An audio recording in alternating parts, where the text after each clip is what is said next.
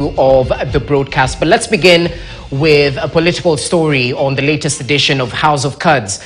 Now, a recent survey by TIFA commissioned by the Standard Group indicated that majority of Kenyans want the cost of living to be the top priority for the country's next president. But how have the top presidential candidates addressed this issue in their campaign messaging? Murimi Mwangi gives a perspective of the final leg of the August polls on this week's House of Cards. Listen in.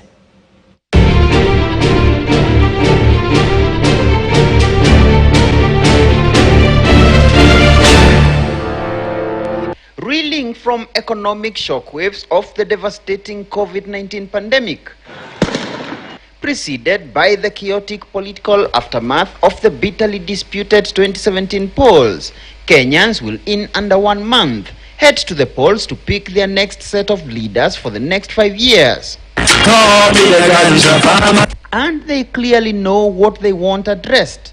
A survey by research firm TIFA, commissioned by the Standard Group, recently indicating that 51% of Kenyans want the cost of living to be top on the to-do list of the next president, while 25% want the country's 5th president to address unemployment, 25% education, 24% economic growth, while 10% want the next administration to look into healthcare.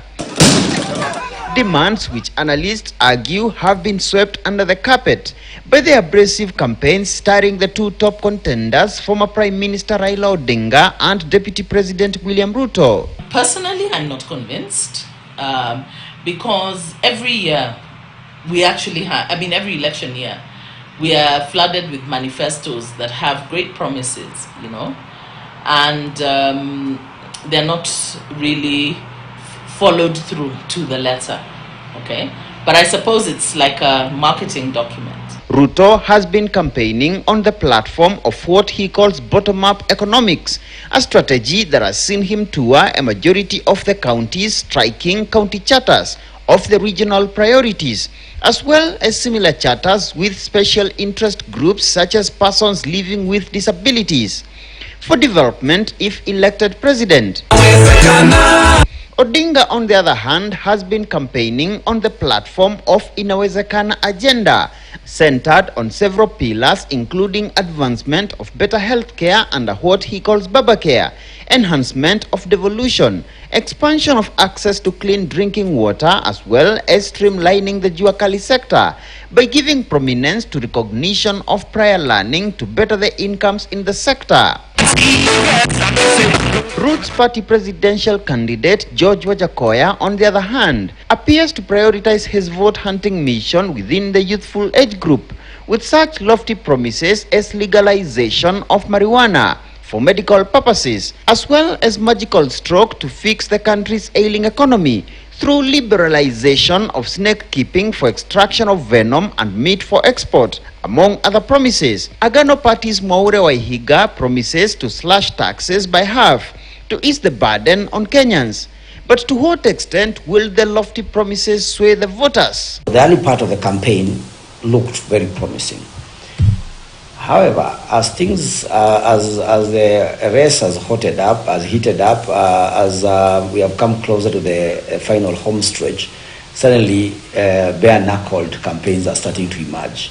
Suddenly the old campaign methods are being brought to the fore.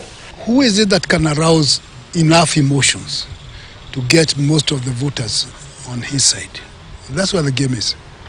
And they are going to apply all sorts of tactics other than making each other look bad, but more than making other people look bad, it's making yourself look good. Whoever takes over government from Jubilee will find that they have inherited a very serious mess, and many will wish they had not, desired to be in government, because from the signs that we see, it's not going to be an easy ride. It's not going to be an easy ride for any government, and it's certainly not going to be an easy ride for Kenyans. I'm a mother to youth. So I'm your mother. And in this government, there'll be your mother who will remember you every day, who will listen to you, because we can't know about you without talking to you, without listening to you. And I know that inside that government will be youth. Because if you are not on the table, you might be on the menu. Our message is about the economy. It is being received very well across the country. And as you can see, even on the polls that are coming out, Kenya Kwanza is clearly ahead. Because Kenyans are tired of Sarakasi.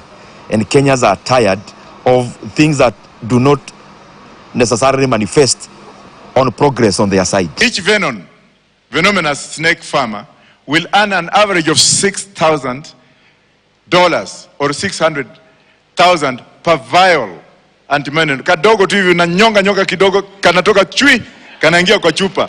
Ako peke yake. The August 9th polls now casting a critical spotlight on the presidential running mate, particularly in outgoing President Uhuru Kenyatta's backyard, where Rigathi Gachagua is leading Ruto's campaigns against NARC Kenya leader Martha Karua, who is the captain of Odinga's Mount Kenya Charm offensive, as Kenyatta takes a strategic backseat from the campaigns. To win the presidential election, a candidate has to garner at least 50% plus one vote, and also 25% of the presidential votes cast in at least 24 of the 47 counties. A rather daunting task to the candidates as they battle for a round one victory. Murimi Mwangi, KTN News.